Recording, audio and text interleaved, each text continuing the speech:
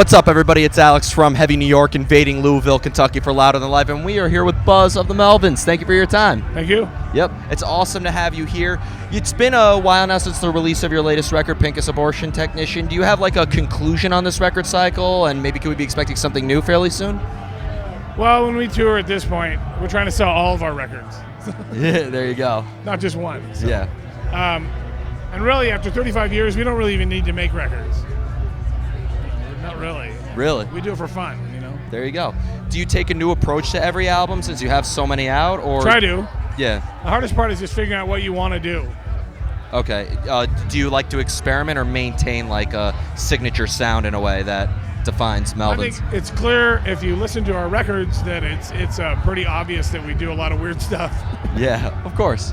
Of course. Being a vocalist, do you need to sometimes hear music in order to come up with lyrics? Always. Oh, you never have like a concept that can help determine the outcome of the music? No, not really. The lyrics are inspired by the music.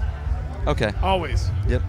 And I noticed that in the band you have members of the Butthole Surfers also working with you. Did they also bring in some new elements to Melvins? Of course. I let those people spread their wings and do what they want. There you go. There you go. As somebody who's seen you live, hundreds of times, like it's like a completely different experience seeing you live than just simply listening to you. Is there a similar energy that you have in the studio versus a live performance, or is it a completely separate mind frame? I view them totally separately. I don't believe people think that they're at a live show and they hear music through their stereo.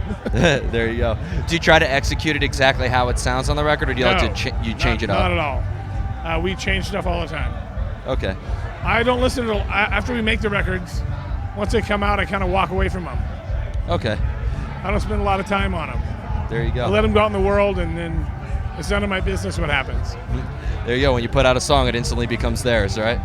Yeah, pretty much. Yep. It's okay. There you go. One question I really wanted to ask for you is, I know a lot of people who take inspiration from Melvins. One example is Mario, Sarah, and Chris from Spotlights. They were so excited to tour with you guys. Yeah, that was fun. Yeah. When you hear that a musician takes inspiration from you, does that inspire you in a way? Yeah, I think it's great. I mean, it means that what you're doing is you're onto something. Yeah. You know. And you have a dedicated fan base too that relates to your music as well too. The only time I don't like it is if it's a band I don't like. Even if they say they take it. I want to go. Don't blame me. You know? That's actually really funny. Yeah. And the final question I want to ask you is, it's always the hardest question for every artist to answer, and I think you'd be a good person to ask this to. How do you know when a song is done? Sometimes songs sit there for years and years and years before they're done.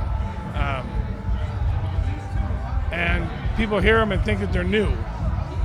It's like, no, it's new to you. It's not new to me. It's been around for a long time. So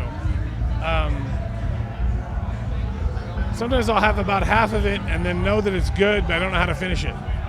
There you go. So just let it sit there, and then maybe time will turn it into something new.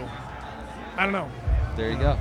So before we go, I want to thank you so much for your time today. Is there just anything, I know that you're currently on tour with Red Cross. Yes. Is there just anything else you would like to promote? Can we be expecting something new fairly soon? Well, we did a split with Red Cross. It was available on this tour. We did a 10-inch with Shit Kid, and we did a flipper 10-inch this year, all that this year. So. Awesome. Well, thank you so much, Buzz. Thank you. Everybody, we are here with Buzz of Melvins. This is Alex from Heavy New York, invading Louisville, Kentucky for Louder Than Life. We'll see you next time.